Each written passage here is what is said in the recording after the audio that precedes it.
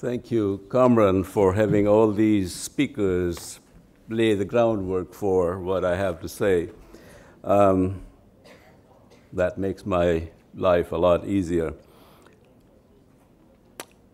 In a nutshell, ladies and gentlemen, my paper, my organization, and me stand for education in oneness, our underlying oneness or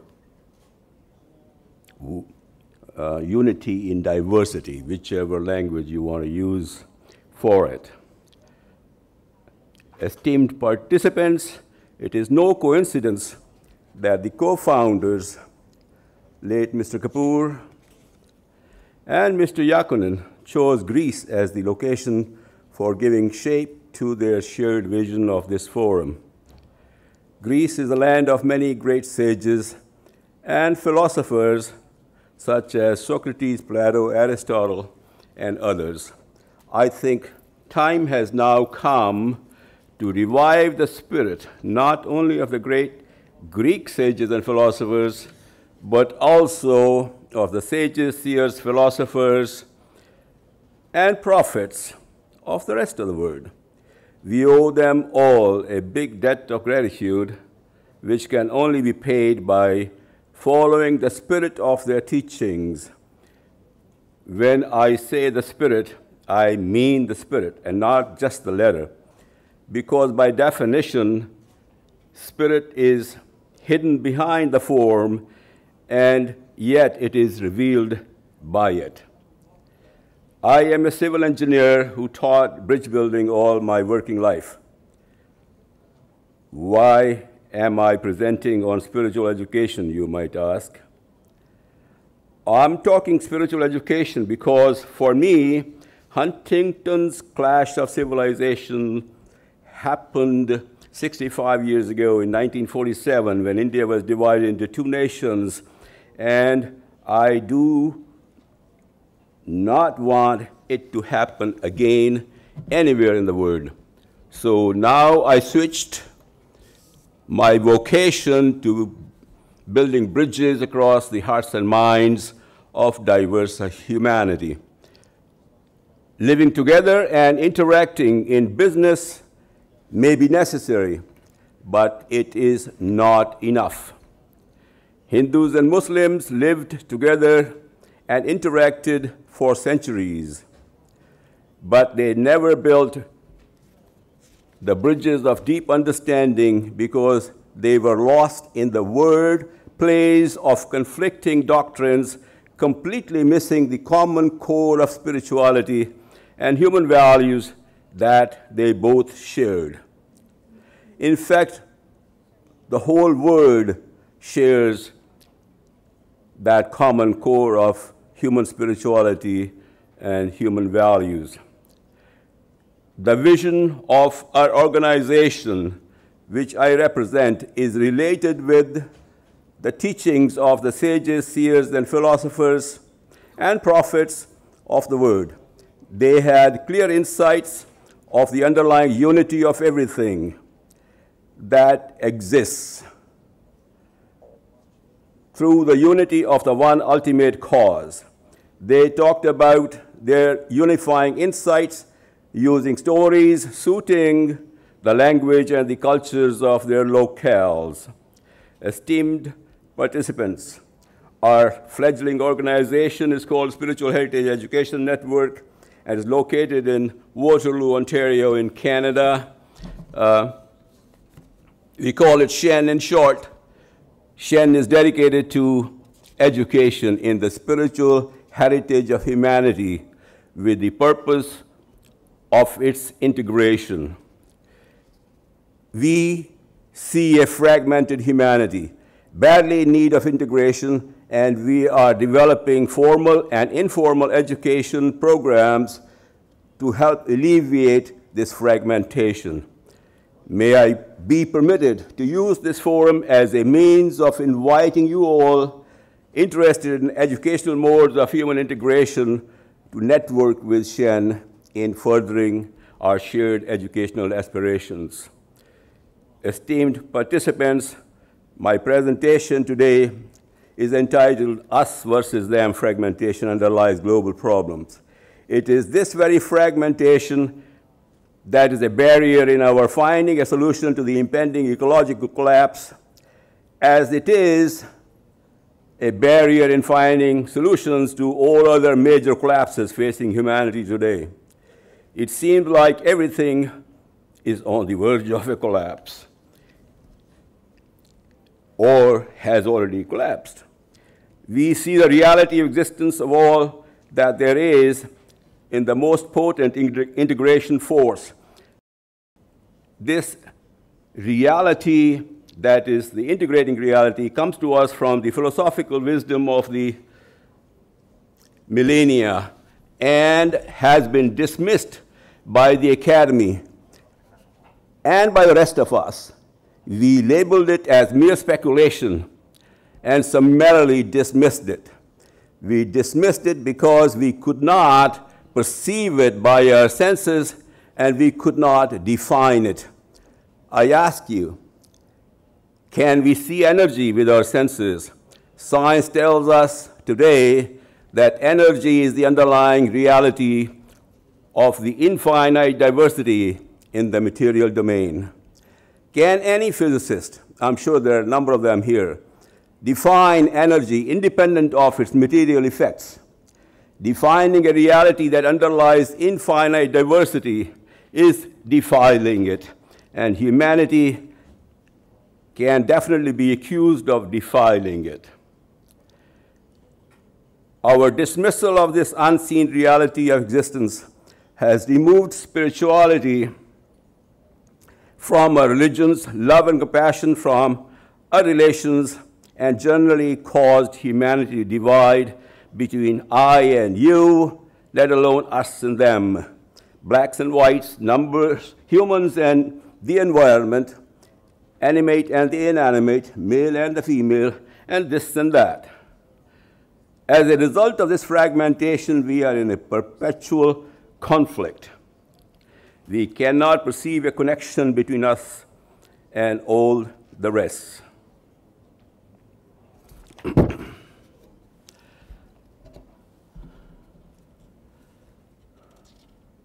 Spiritual Heritage Education Network plans to create a formal discipline of education in universal spirituality for the Academy.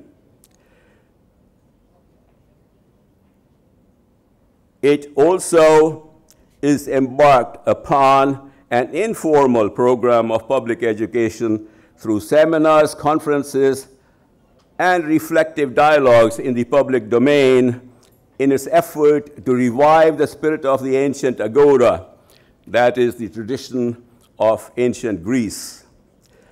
We hope that this public debate will facilitate changes in public policy required to take this unifying spiritual education to the Academy. We have a yearly reflective conference on education to globalize the human world, the human mind.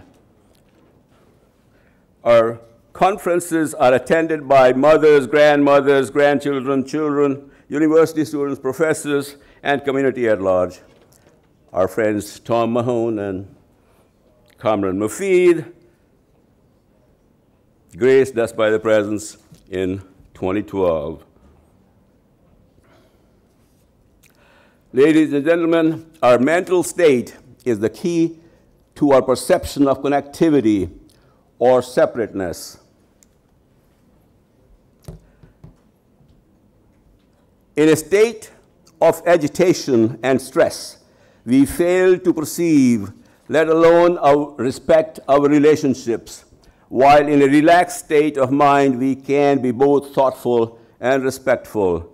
The structure of the brain is organized in such a manner, and the slides on the screen shows that structure that I reconstructed from Daniel Goleman's book on emotional intelligence. Our sensory signals are sent to the brain by what is called the sensory neurons to a center of the brain called the thalamus. the thalamus collects these sensory signals and sends them in two different directions. One direction is to the amygdala, and that is the center of emotional response that is related with our immediate life. And on the other side, the signals are sent to the neocortex. The neocortex is the center of the thought process. And the connection from the thalamus to the neocortex is a slow connection over a number of neurons. And this is done by purpose, by nature. We have to act quickly in situations that requires immediate attention, and we can act slowly in situations that do not require immediate attention. Spiritual life is not a question of life and death. Therefore, it is not a subject for the amygdala. And we are so used to using our amygdala, everything for us. We are focused on the amygdala so much that everything that we deal with, we take it as urgent. Every sense gratification requires some urgency. I smell coffee, I reach for it, whether I need it or not. So amygdala is being overused these days, and what we have to learn is to use the neocortex, relax the amygdala so that a neocortex can be given a chance to indulge in a thoughtful response. And ladies and gentlemen, spirituality is not an immediate thing. It does not require an immediate response. It requires thoughtful response, and therefore it's a subject for the neocortex. And spiritual education must teach processes that requires the emotional centers of brain, the amygdala to relax, giving a chance to the thought processes to intervene in determining answers. And many of the responses in spiritual lives postpone gratification or even sacrifice gratification. And amygdala is not able to do it. And most of us are living from it. To conclude, I once again sincerely invite you to network with us, to develop education in universal spirituality, to enrich the dialogue of civilizations. The model of a dialogue used to learn and understand is no different from the model of spiritual learning. They both depend upon listening. They both depend upon reflection of what we heard, requiring relaxation of the amygdala, showing our consideration for the neocortex. They both require contemplation and understanding, giving a further chance of reconsideration. That, again, is a process of the neocortex. And they both require self-evaluation to ensure whether learning has indeed taken place. This, ladies and gentlemen, is the statement of spiritual education coming from my tradition. Thank you very much for your attention. Many, many thanks. Thank you very much.